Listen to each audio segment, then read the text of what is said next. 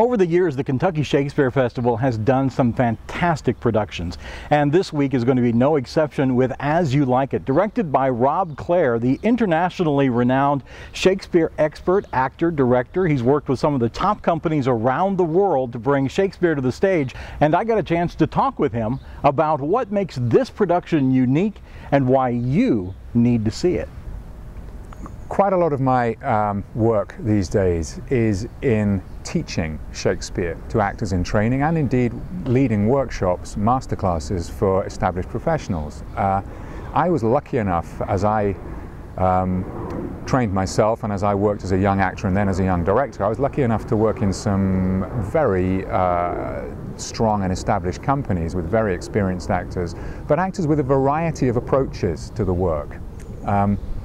And I began to feel that any given approach to these texts that asserted itself as being the only way to do it, the only way to work with Shakespearean verse, for example, began to be exclusive and to narrow in actors' choices. As an actor myself, I always enjoyed approaches that made me feel as if creative choices were opening out.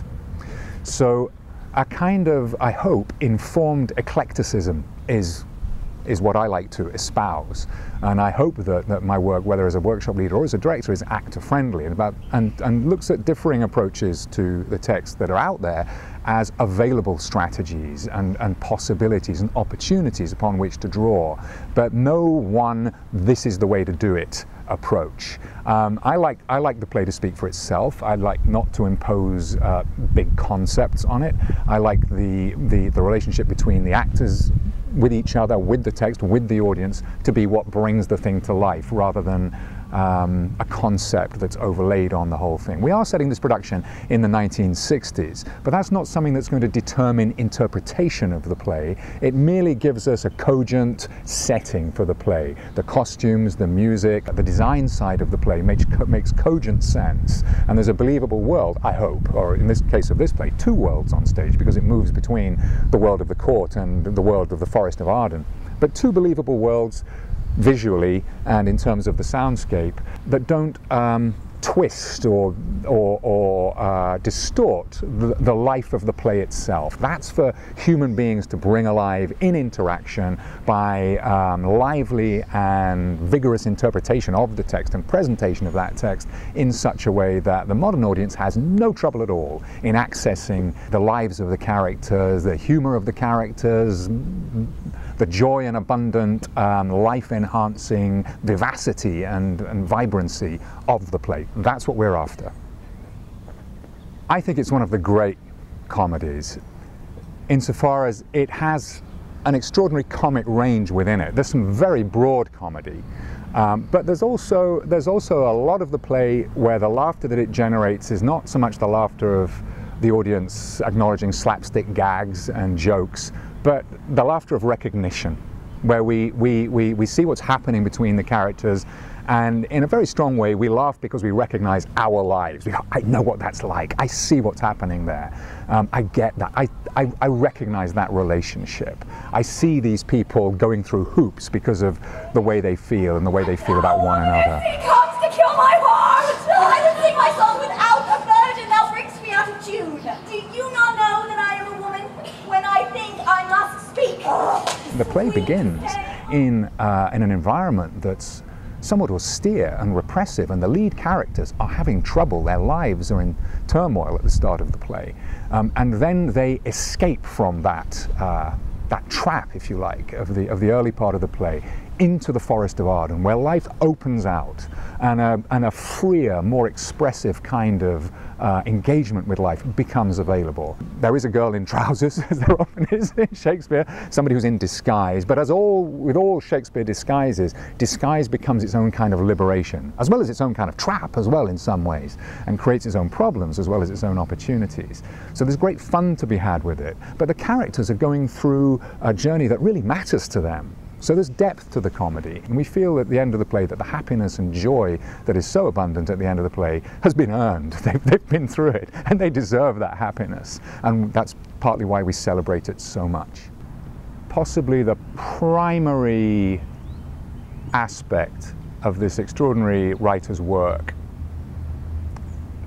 beyond the amazing vitality and variety of the language and so on, and the range of the plays themselves, is the underpinning compassion for humanity.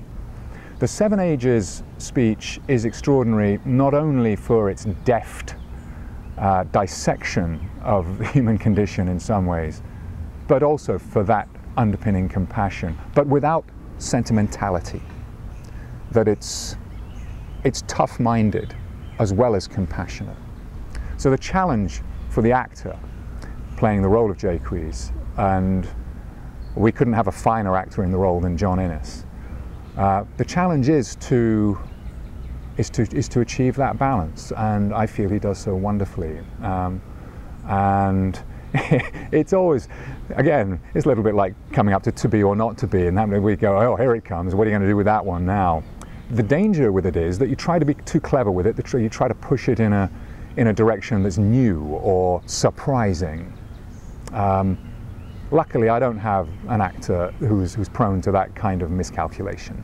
But still, I have an actor who's making that speech very personal as well as very resonant. So we didn't go into a production with a design for how that speech would work. That's emerged as we've rehearsed, as I've got to know the actor, as he has got to know the context within which the speech is being delivered, so that it's within the moment and of the moment and shapes the developing moment. And that's been a process of subtle discovery, because there were no broad strokes needed in terms of directing John in this. It was absolutely, his instincts were great, and it's been a question of nuancing it and twitching it so as to get it absolutely meshing with the surrounding play in the best possible way. As I say, I have nothing but admiration and affection for this actor, and I think that he's doing a terrific job, and I hope you'll all come and watch, and it will be resonant. But you won't be thinking, oh, here's that big famous speech, because it's organically part of what he's doing with that role. Stage and all the men and women merely players. They have their exit and their entrance, and that one man in his time plays many parts. The Kentucky Shakespeare Festival production of As You Like It will be running at the C. Douglas Ramey Amphitheatre in downtown Louisville's Central Park through July the 10th. Performances run Tuesday through Sunday evenings. Pre-show is at 7:30 and the curtain goes up, figuratively of course, at 8:30 p.m. Now, if you're not sure that you got all that and you want more information about what's going on at the Kentucky Shakespeare Festival, as well as lots of other things around the region, you can go to our website, www.arts-louisville.com, and look at the calendar page.